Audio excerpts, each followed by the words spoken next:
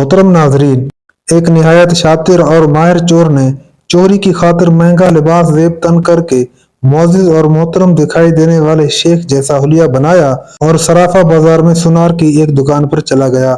सुनार ने जब अपनी दुकान की वाज़ेह कद से निहायत ही रईस और मोहतरम दिखाई देने वाले शख्स को देखा, जिसका नूरानी चेहरा चमक रहा था, तो सुनार को ऐसा लगा जैसे उसकी दुकान के भाग जाग उठे हों। उसे पहली बार अपनी छोटी सी दुकान की इज्जत व वकार में इजाफे का एहसास हुआ। सुनार ने आगे बढ़कर शेख का इस्तकबाल किया।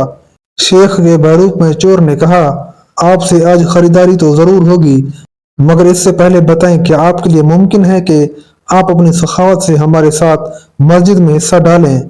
इस नेक काम में आपका हिस्सा ख्वाह एक दरम ही क्यों ना हो।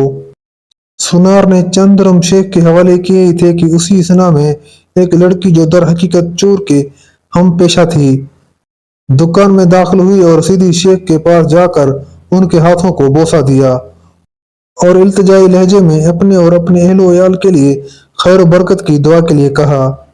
सुनार ने जब यह मंजर देखा तो उससे रहा न गया। ए मोहतरम शेख, लाइल्मी की माफी चाहता हूँ, मगर मैंने आपको पहचाना नहीं है। लड़की ने ये सुनकर ताज्जुब का इजहार किया और सुनार से मुखातिब होकर कहने लगी, तुम कैसे बदनसीब इंसान हो। बरकत, इल्म, फजल और रिज्क का सबब खुद चलकर तुम्हारे पास आ गया है और तुम इससे पहचानने से कासिर हो। लड़की ने शेख की तरफ इशारा करते हुए कहा कि ये फिला इलाके के मशहूर और मारूफ शेख हैं, जिन्हें खुदा ने कसरत इल्म और दौलत की फरवानी और हर किस्म की दुनियावी नेमतों से माला माल रखा है। उन्हें इंसानों के भले के सिवा किसी चीज की हाजत नहीं। लोग उनकी एक झलक देखने के लिए बेताब रहते हैं। सुनार ने शेख से माफी मांगते हुए कहा कि शेख साहब, मैं माफी का तलबगार हूँ। मेरा सारा वक्त दुकान में गुजरता है और बाहर की दुनिया से बेखबर रहता हूँ, इसलिए अपनी जहालत की वजह से आप जैसी बरगुज़ीदा हस्ती को न पहचान पाया। शेख साहब ने कहा, कोई बात नहीं, इंसान खता का पुतला है।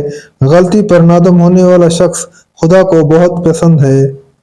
तुम ऐसा करो, मेरा ये रुमाल ले लो और 7 दिन उससे अपना चेहरा पोंछते रहो। 7 दिनों के बाद ये रुमाल तुम्हारे लिए ऐसी बरकत और ऐसा रिज़्क लाएगा जहां से तुम्हें तवक्को भी नहीं होगी। सोनारे ने पूरे अदब व एहतराम के साथ रुमाल लिया, उसे बोसा दिया, आंखों को लगाया और अपने चेहरे पर पूंछा, तो ऐसा करते ही वो बेहोश होकर गिर गया। उसके गिरते ही शेख और उसकी दोस्त लड़की ने सुनार की दुकान को लूटा और वहां से फौरन भाग निकले। इस वाक़े को जब 4 साल गुजर गए और सुनार रो धो कर अपना नुकसान भूल चुका था, तो 4 साल के बाद तो पुलिस की वर्दी में मलबूस 2 एहलकार सुनार की दुकान पर आए। उनके साथ वही चोर शेख था जिसको हथकड़ियां लगी हुई थी। सुनार उसे देखते ही पहचान गया। एक पुलिस वाला सुनार के पास आकर पूछने लगा, क्या आप इस चोर को जानते हैं? क्योंकि आपकी गवाही से ही काजी उसे सजा दे सकता है। सुनार ने कहा, क्यों नहीं, उसने फिला फिला वारदात से मुझे बेहोश करके मेरी दुकान लूट ली थी।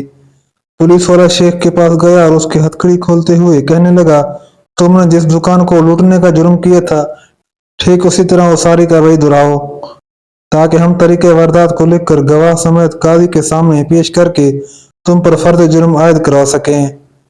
शेख ने बताया कि मैं इस तरह दाखिल हुआ और ये कहा और मेरी मददगार लड़की आई, उसने फिला फिला बात की। फिर मैंने रुमाल निकाल कर दुकानदार को दिया।